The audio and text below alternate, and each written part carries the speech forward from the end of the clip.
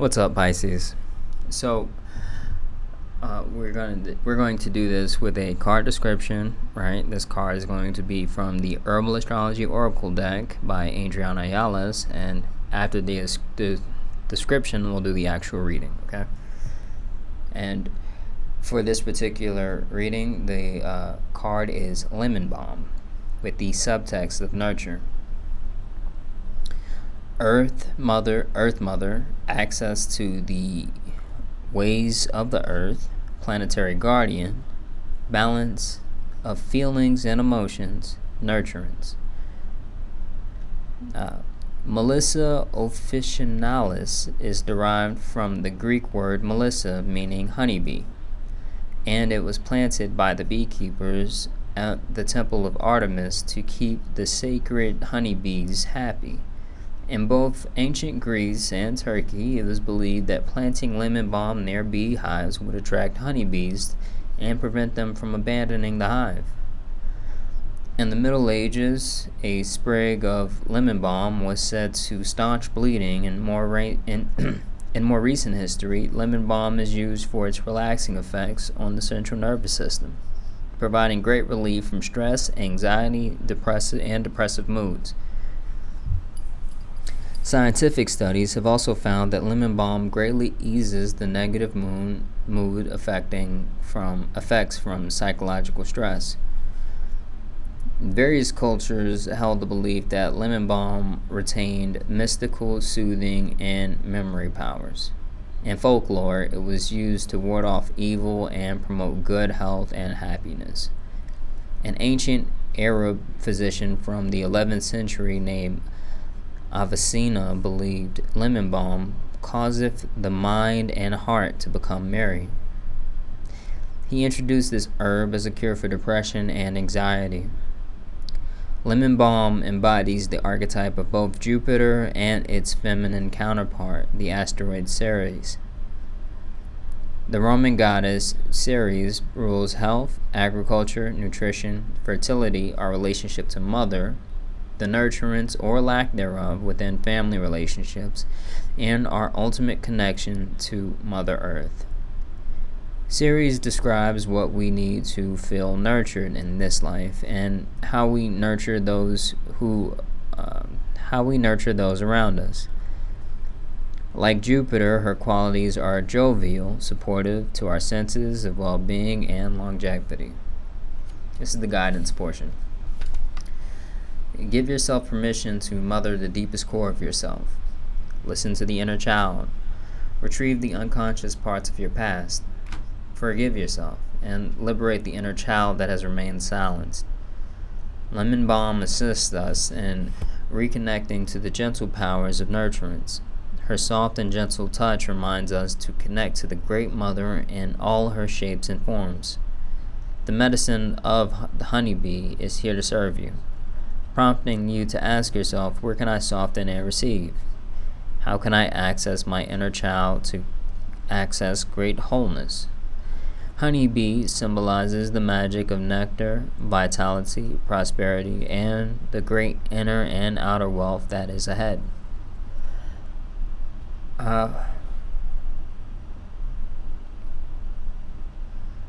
This is, I think, first off, if you guys haven't tried lemon balm tea, you should definitely try it. If you guys have an apothecary around you, you can definitely look at the apothecary and maybe get some,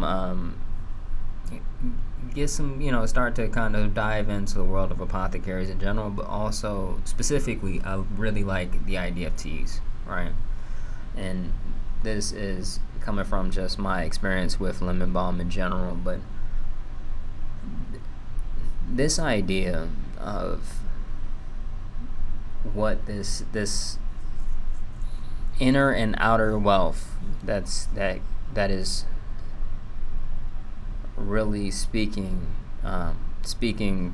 that's really speaking to me, it is going to be contingent on the idea of the tools that you create or that you use, right? Not create, but use and utilize, right? and the systems that you start to adapt. Because when it comes down to, particularly we're talking about the themes around facing any type of depression or depressive, forces in any way, you should understand how to eliminate that energy, or alchemize that energy within you in a certain way. And teas are very good, especially when it comes down to the realm of apothecaries. You can also look online. There's some pretty good tea shops online. Probably avoid Amazon, I would say, but they could have some good stuff there. But just on the simple principle that just I don't like Jeff Bezos. But if anything, I do think that we have a idea of wealth and happiness as, outer wealth is important, and it can certainly provide a factor and a dimension to happiness. But especially today, when we think about Pisces, the concept of real emotional happiness, it's gonna come from not simply being wealthy. Wealthy is nice, but it is one dimension to happiness. And for instance, you got, like I said, you got these guys like Elon Musk out here, he's trying to particularly be funny, and he's just not, but it's something, it's not enough. It's not enough for him, Being rich isn't enough. He wants to be told by everyone that he's funny, that he's, this great person, this genius. It's never going to be enough. And that's the point. It's not meant to be. It's not meant to be this idea of wealth and organic happiness. It doesn't come from trying to stage yourself as a genius, or trying to stage yourself in any type of way to in these particular methods. And if you, for instance, if any of you guys think that Elon Musk is a genius and you have severely fallen for a trap, I will tell you that right straight up. I'm sorry to be the first one if you're hearing it for the first time, but it is a trap. He is, and if you haven't heard of Elizabeth Holmes, who was trying to basically hawk DNA, a new system for DNA or something like that. She got a whole bunch of money. I think she's in jail now, or she got in trouble for stealing a whole bunch. I think he is that level of fraud, because if you start to look into the history a little bit, you can kind of see this is a problem. I got something on the other channel. I got something on the other channel, and it's called Elon Musk and the Renaissance, or something like that. And you can find a link in the bio or whatever. But I'm sorry. I am truly sorry. I don't think I'm so surprised that he's gotten this far, honestly. It is impressive how far you can get. But the concept here is that what is real happiness, and what is going to lead to genuine happiness. Those herbs like lemon balm, those teas, they have a real impact, and that's I think that's another power when we talk about Pisces, is that's blending of the borders. When you create an environment, even inside but also outside, when you create those ideal environments for yourself, you can absorb the environment. I think at some point I kind of gave you guys a little bit of a tip in terms of actually putting salt water under your bed if you're ever feeling kind of in a depressive mood, and that's definitely a signature in terms of what you can do, but there are so many things, so many tools that you guys can use.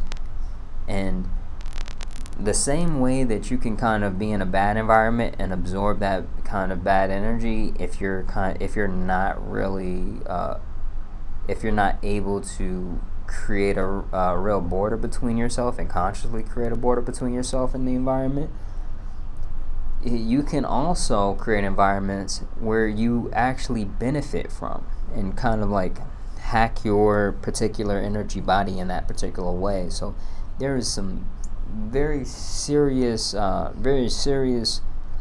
systems and tools that you can use to really get very, very good at this idea of providing more to the energy body that really belongs to you.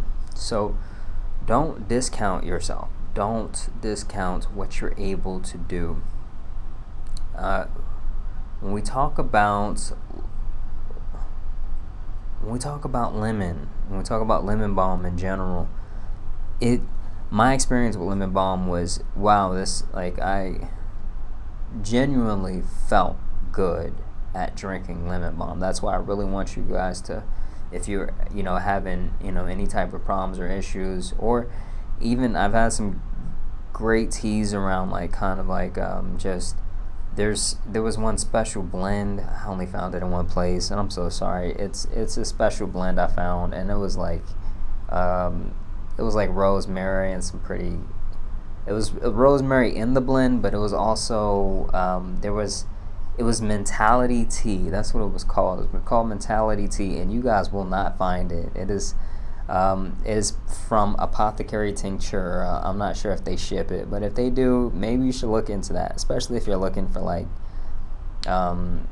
something to more so help your health, mood, but also your mentality as well. It's great plant, or great tea, absolutely great. I highly recommend it. My friend made it, and she became my friend after I tasted the tea. So I'm not just saying that because she's my friend. She's my friend because she made the tea, and the tea was so good. But the idea here is that there's an aspect of learning what true wealth is, and we move into that idea of when we get money, we need to understand, and get resources, we need to understand how to use and how to acquire, how to use those resources to attain real happiness, genuine happiness, and that's important. So resources on the horizon, I think, is something that I'm not so worried about with you guys. I'm really not. I'm more so worried about the idea of you believing that the one-dimensional understanding of resources being happiness in itself. What is that to you? How to create that for yourself? How to help your particular environment, community in the right ways. Don't I mean, I think charities are great, but honestly, I'm in kind of a mode of like, if you guys ever fall into money and you want to donate to charity in a way, or you want to give to people, or it's not, you don't think of it as, hey, I want to donate to charity. Say, hey, I want to help other people with this money. What is the best way to do that? And the best way to do that may not be through directly giving to charities. And if you are giving to charities, look into the charities, the organizational structure. You don't want to give some money to people and it's just gobbled up by like corrupt staff members or something like that, or corrupt managers. And usually the staff that actually works directly with people are pretty good, but there are some pretty hierarchy problems as well. So look into that. And if anything, like I said, hack your environment. Figure out how to hack your environment. and don't fall for the trap of wealth being happiness. And in any case, thank you for listening. I'll see you guys next week.